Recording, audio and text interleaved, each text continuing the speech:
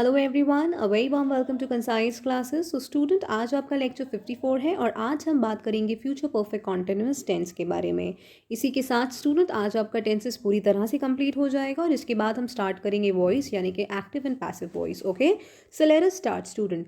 बात करें future perfect continuous tense के बारे में स्टूडेंट, तो ये इतना कॉमन टेंस नहीं है।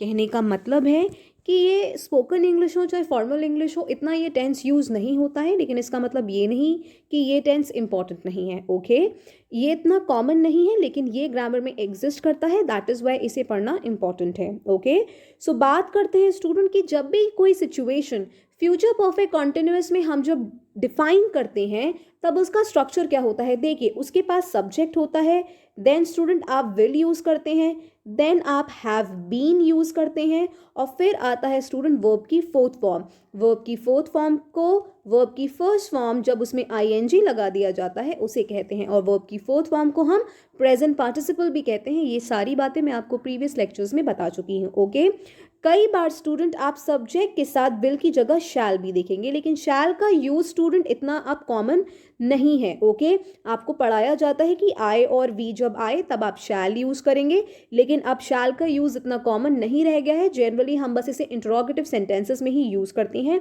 ओके, जब भी हम फ्यूचर परफेक्ट कॉन्टिन्यूअस में कोई भी सिचुएशन को डिफाइन करते हैं तो हम जनरली यूज विल का ही करते हैं। अब बात करते हैं कि कौन सी सिचुएशंस में आपको फ्यूचर परफेक्ट कॉन्टिन्यूअस टेंस का यूज करना है। देखिए, जब भी कोई एक्शन कंटिन्यू कर रहा है, ठीक है, जब भी कोई एक्शन फ्यूचर में कंटिन्यू कर रहा होगा और फ्यूचर में ही किसी एक पॉइंट ऑफ टाइम पर खत्म हो जाएगा, फ्यूचर में ही कंटिन्यू कर रहा होगा और फ्यूचर में ही किसी पॉइंट ऑफ टाइम पर खत्म हो जाएगा, ऐसी सिचुएशंस को आप डिफाइन करेंगे फ्यूचर परफेक्ट कॉन्टिन्यूअस टेंस में। अब हम एग्जांपल्स की हेल्प से समझेंगे।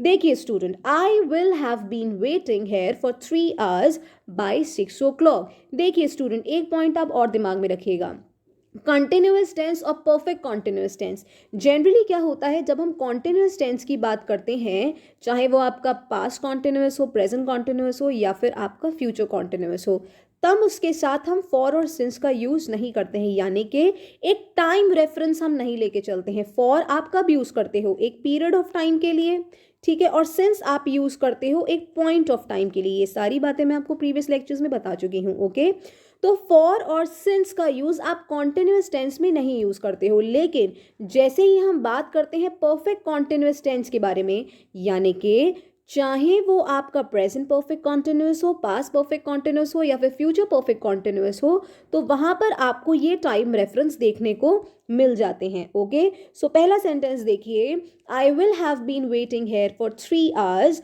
Bye 6 o'clock। मैं यहाँ पर 3 घंटे के लिए वेट कर रहा हूँगा 6 बजे तक। यानी कि कोई सिचुएशन है फ्यूचर की कि मैं यहाँ पर वेट कर रहा हूँगा 6 घंटे, 6 बजे तक 3 घंटे के लिए। ओके, तो कोई एक्शन जो फ्यूचर में हो रहा है और फ्यूचर में ही 6 बजे तक ख़त्म हो जाएगा, ऐसी सिचुएशंस को डिफाइन करने के लिए हम यूज़ करते हैं फ्यूचर परफेक्ट कॉन्टिन्यूअस। और आपने देखा यहाँ पर एक टाइम रेफरेंस भी यूज़ हुआ है, रटने की ज़रूरत नहीं है। ठीक है, रटने की ज़रूरत नहीं है कि आपसे कह दिया जाए कि फॉर और सिंस आता है तभी आप वहाँ पे परफेक्ट कॉन्टिन्यूअस का यूज़ करेंगे। इसका एक रीज़न होता है, क्यों, क्योंकि कोई एक्शन कंटिन्यू करता है और फ्यूचर में ही एक पर्टिकुलर टाइम पर ख़त्म होता है, तो जब वो कंटिन्यू कर रहा होगा तो आपको कोई ड्यूरेशन तो देकर जाएगा ही ना, कि फॉर 3 आवर्स या फिर for 16 years। Okay, next sentence देखिए, by 2001 I will have been living in London for 16 years। कहने का मतलब है कि 2001 तक मैं लंदन में 16 साल के लिए रह रहा हूँगा। ठीक है, कि कोई व्यक्ति अपने फ्यूचर की सिचुएशन बता रहा है कि जब 2001 हो जाएगी तब मुझे लंदन में 16 साल हो जाएंगे। ठीक है, तो वो अपने फ्यूचर की सिचुएशन डिफाइन कर रहा है कि फ्यूचर में 2001 में मुझे लंदन में 16 साल रहते हुए हो जाएंगे। ओके, नेक्स्ट देखिए, when I finish this course I will have been learning English for 20 years। जब मैं ये कोर्स फिनिश करूँगा तब मुझे 20 साल हो जाएंगे इस कोर्स को सीखते हुए। ठीक है, यानी कि मैं 20 साल से इंग्लिश लर्न कर रहा हूँगा, 20 साल से इंग्लिश लर्न कर रहा होगा। अब यहाँ पर आपको क्या बात समझनी है, यहाँ पे आपकी दो सिचुएशंस हैं। When I finish this course, आपने देखा ये सेंटेंस आपका सिंपल प्रेजेंट में है, और I will have been learning English for 20 years, और ये है आपका फ्यूचर परफेक्ट कॉन्टिन्यूअस में। तो यहाँ पर आपको क्या समझना है स्टूडेंट, जब आपको कंडीशन दी जाती है, यानी कि व्हेनेवर कंडीशनल सेंटेंसेस इंट्रोड्यूस होते हैं कि जिसकी वजह से कुछ होगा, तो वो सेंटेंसेस आपके सिंपल प्रेजेंट में रहते हैं। ठीक है, तो ये स्ट्रक्चर आप दिमाग में रखिएगा। When I finish this course I will have been learning English for 20 years.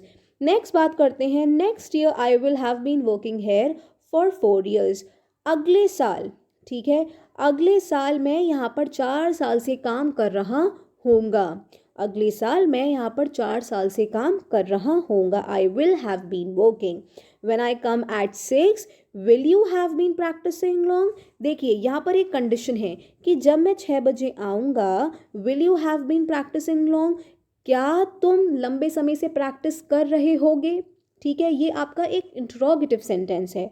Okay student, लेकिन आपने यहाँ देखा कि जो आपकी कंडीशन थी उसे आपने इंट्रोड्यूस करा सिंपल प्रेजेंट में, और जो उसके कंटिन्यूएशन में था, जिसकी वजह से उसने ये चीज़ पूछी, वो था आपका फ्यूचर परफेक्ट कॉन्टिन्यूअस में। आई होप स्टूडेंट आपको क्लैरिटी मिल रही होगी। नेक्स्ट आप देखिए इन दो सेंटेंसेस को। I will have been seeing 45 movies by the time Christmas arrives, और I will have seen 45 movies by the time Christmas arrives. देखिए मैं आपको स्टेटिव वर्ब्स और एक्शन वर्ब्स दोनों पढ़ा चुकी हूँ। ठीक है, तो आंसर देखने से पहले आप खुद यहाँ पर बताइएगा कि कौन सा सेंटेंस करेक्ट है, कौन सा सेंटेंस रॉन्ग। तो पहले पॉज करके आप खुद अपने इंटेलिजेंस से इन दो सेंटेंसेस को सॉल्व कीजिएगा। ओके, पहला सेंटेंस देखते हैं। I will have been seeing 45 movies by the time Christmas arrives. कहने का मतलब है जब तक क्रिसमस आएगा तब तक मैं 45 मूवीज देख रहा होऊंगा। और नेक्स्ट कहता है कि जब तक क्रिसमस आएगा मैं 45 मूवीज देख चुका होऊंगा।